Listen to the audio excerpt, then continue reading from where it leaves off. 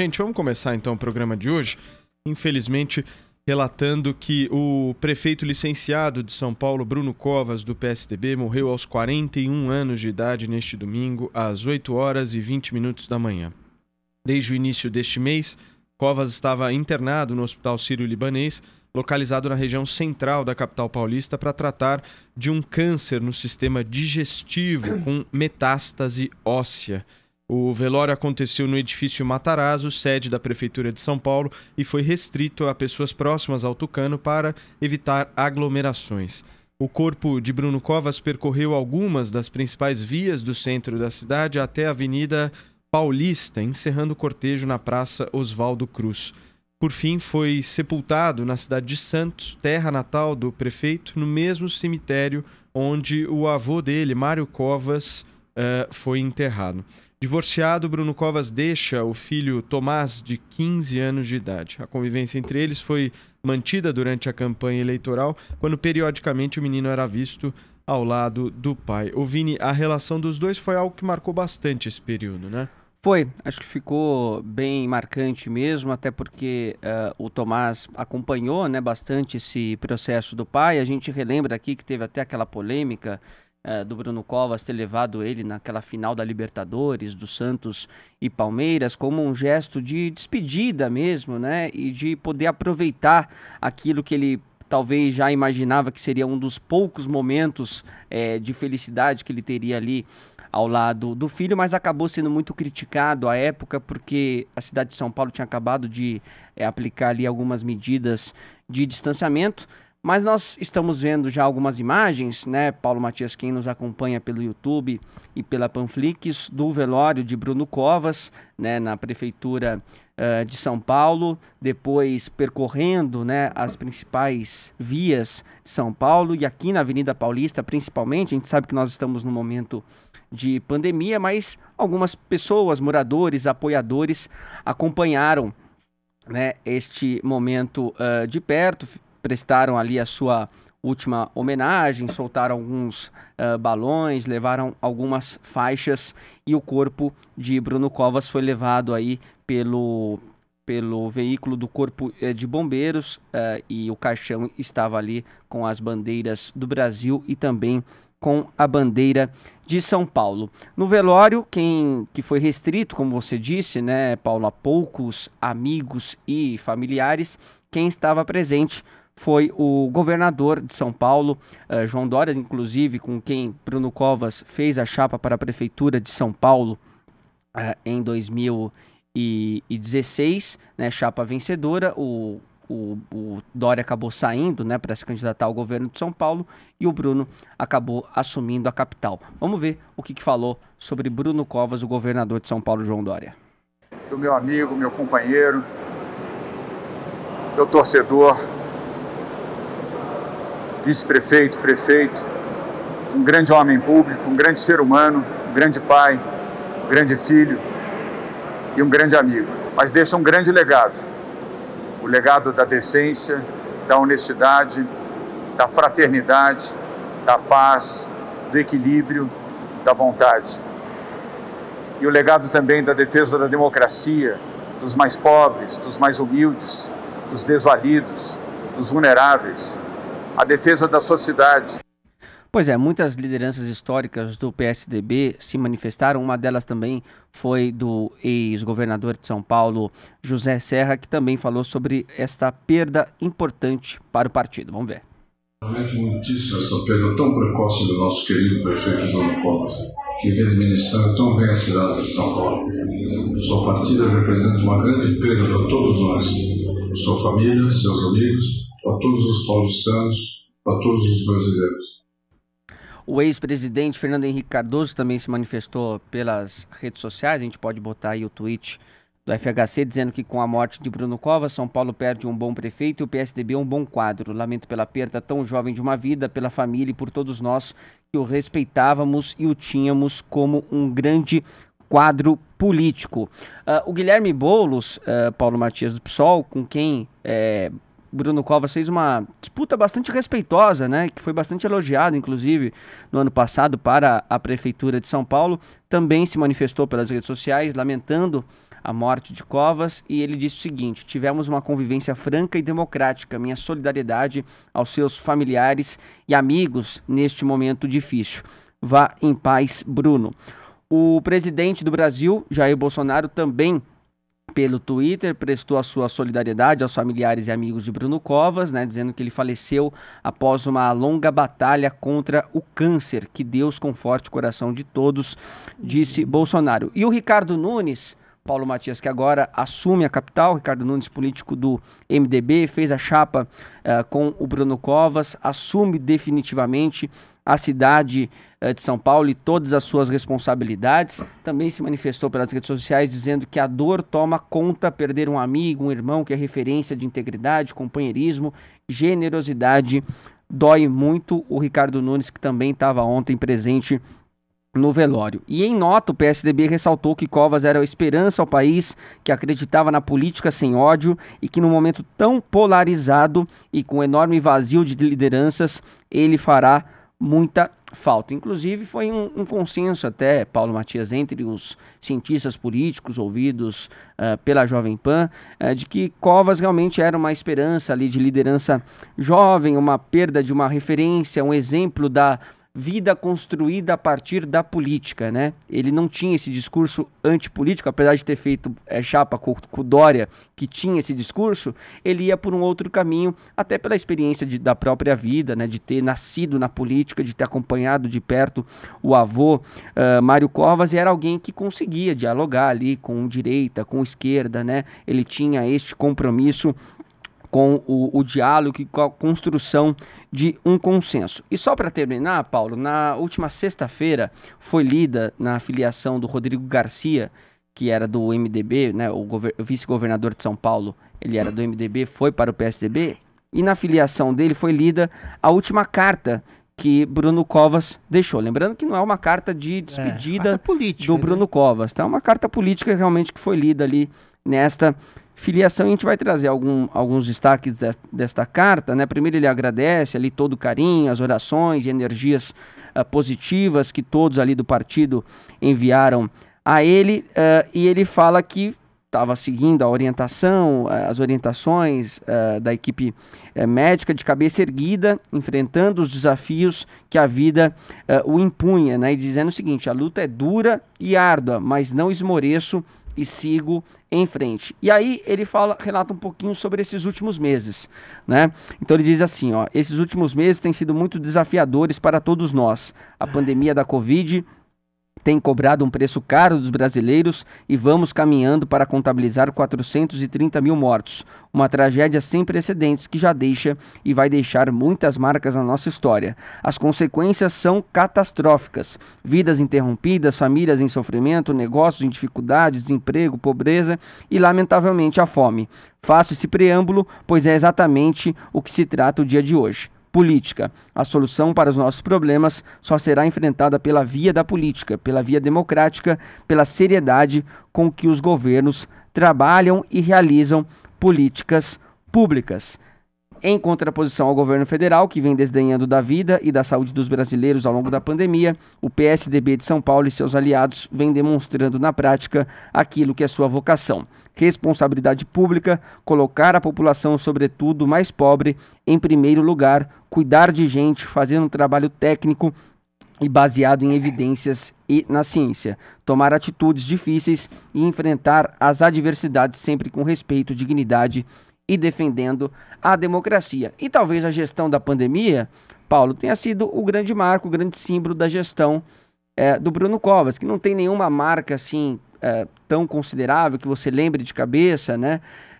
Mas até pela questão da pandemia, isso acabou tomando conta um pouco aí das suas últimas decisões e de um alinhamento com o governo de São Paulo, com o governador João Dória. Muito bem, Vini, muito triste, né? Essa partida precoce de um homem, um ser humano de 41 anos de idade. Não tem como a gente não destacar isso. Imagina, 40 anos de idade, eu tô com os meus 30 aqui, se Deus quiser.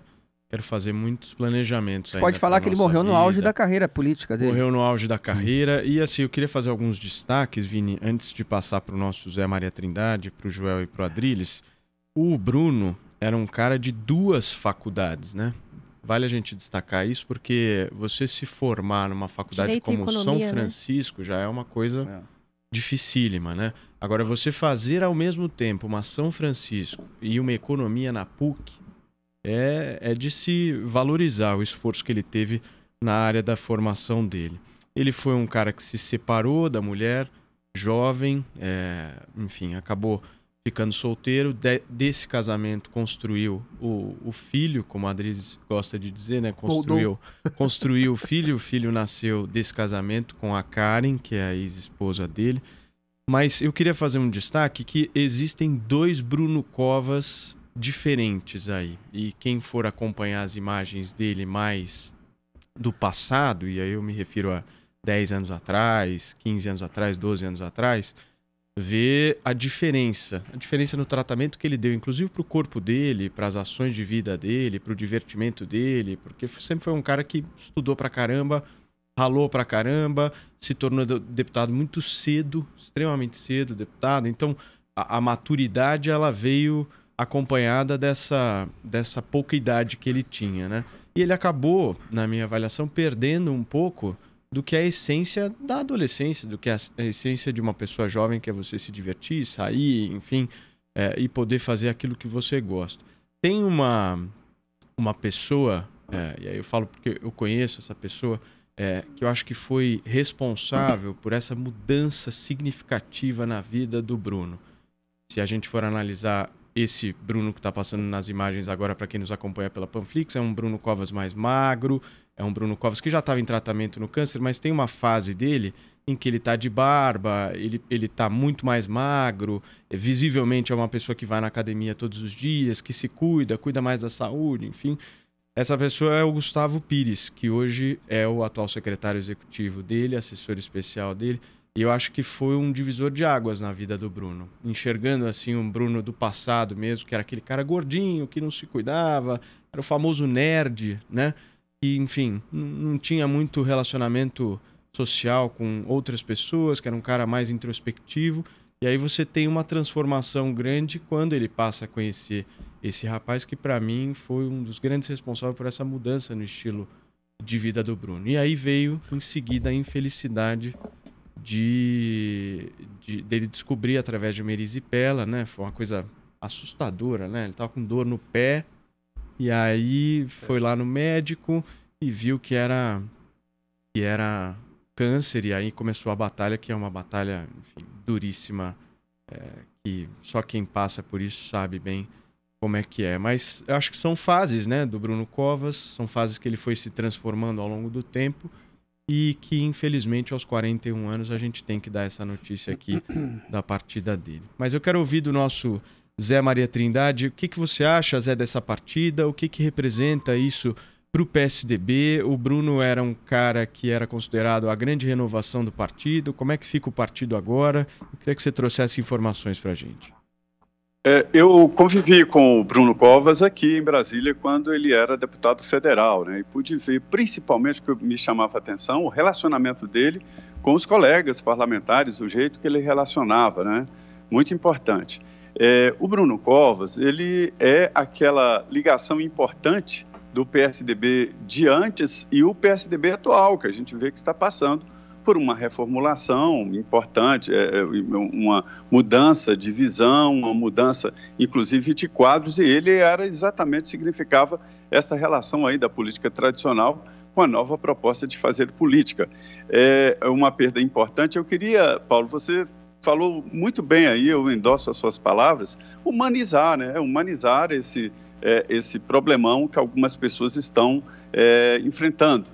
Primeiro, eu queria dizer ao Tomás ali, dar as minhas palavras de solidariedade. Não é fácil ficar órfão em nenhuma fase da vida da gente, e dessa idade, então, é muito difícil. E essa doença já foi um atestado de óbito, não é mais, né? É preciso ter coragem, é preciso ter força para enfrentar essa doença. E sei que muitos brasileiros estão passando por isso, muitas famílias, né? E dizer que devem acreditar e apostar exatamente na possibilidade do câncer não vencer.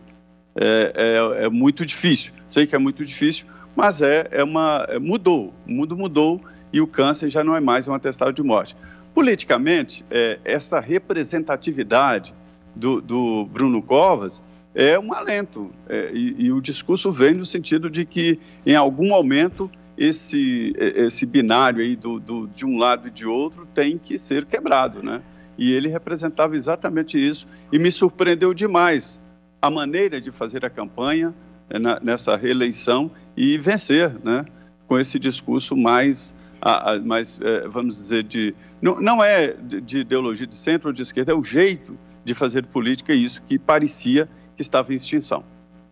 Joel Pinheiro da Fonseca, como é que você avalia esse quadro que fica agora? É importante também você e o Adris fazerem uma análise sobre o Ricardo Nunes, que agora é o prefeito, né, de São Paulo, já foi oficializado inclusive na noite de ontem. Como é que fica a cidade? Como é que fica o PSDB depois dessa morte?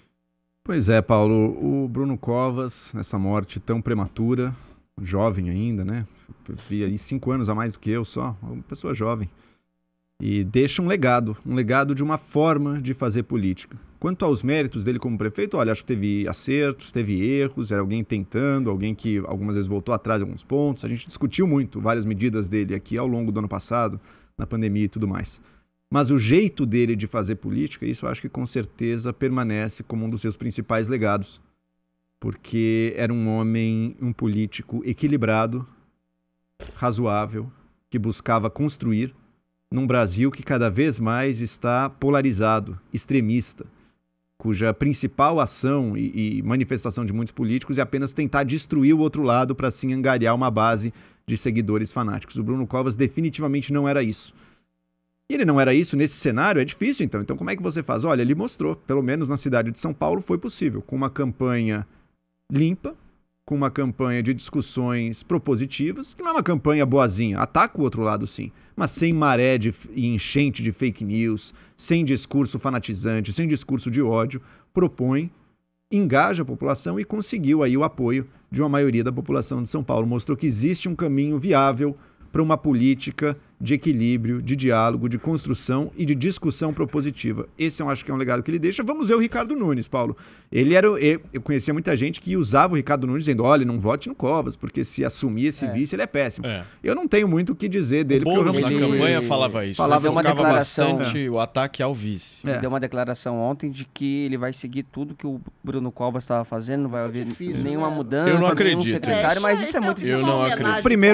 No primeiro momento mantém, mas com o tempo a gente vai começar a ver quem é ele na gestão pública e descobriremos. Vai ser com a cabeça dele agora. Não, e não tem como você seguir. Não tem. É complicado. São pessoas diferentes, mas é outra coisa. Grupos políticos diferentes, enfim. É isso, vamos descobrir então quem é Ricardo Nunes agora. No começo vai manter os secretários, mas eu acredito que nos próximos meses começaremos a ver a marca pessoal dele e vamos descobrir se aquele alarmismo quanto a ele era real ou não. Perfeito. Adriles, sua vez. A morte tende a maximizar as virtudes e minimizar os erros das pessoas. No Brasil a gente tem essa coisa de absolver todos os mortos. Eu creio firmemente que o Bruno Covas, com a melhor das intenções, tentou dar o melhor de si e tinha uma ótima perspectiva. Concordo plenamente com vocês que ele tinha um ótimo trato político, era um homem gentil, era um homem da complacência, era um homem que colocava a política com P maiúsculo em primeiro lugar, da conversação, da negociação, de querer estabelecer um princípio, um senso comum para a melhoria das pessoas. Mas eu não acho que ele foi um bom gestor. Eu acho que realmente, daquilo que ele achava que seria uma boa gestão, baseada, por exemplo, em pressupostos de uma ciência que ainda é contestável, ele soldou porta de comércios, ele fez rodízios ineficientes, ele trancou escolas sem nenhum tipo de comprovação tácita que aquilo era o melhor no combate à pandemia naquele momento, né? Mas, em defesa dele, eu volto a dizer que ele tinha a melhor das intenções e a gente tem que sempre avaliar a pessoa, não só pela boa intenção dela, mas como pelo contexto. Ele foi levado a tomar essas atitudes por uma assessoria que talvez não tivesse exatamente uma informação plena da realidade. E o bem, o exercício do bem, sobretudo na gestão pública, é sempre uma coisa muito complexa, porque você tem que ter uma visão cada vez mais holística da realidade para ver se o bem que você está fazendo, não às vezes reverbera no mal. Quando você tranca comércio, quando você solda comércio, quando você impede crianças de estudar, talvez você esteja fazendo um mal maior do que o combate à pandemia. E é nesse sentido que eu valorizo muito, Paulo, a questão cristã, né? Às vezes uma pessoa que tem um contexto familiar complicado, um contexto de uma sociedade complicada, sei lá, uma criança que é criada na rocinha em meio a criminosos, em meio a traficantes, às vezes um ato de compaixão que parece simples para nós, para ela é um gigantesco ato de heroísmo, ao contrário de um grande milionário que dá um pão a uma pessoa, às vezes aquilo para ele é uma coisa mínima. Então, a gente tem sempre esse princípio cristão de não julgar peremptoriamente a realidade, as ações de uma pessoa que às vezes todo mundo é cego pela maioria, para um espectro mais amplo da realidade. Eu acho que ele não foi um bom gestor, mas eu acho que ele tem o acerto de ter a melhor das intenções de fazer uma boa política.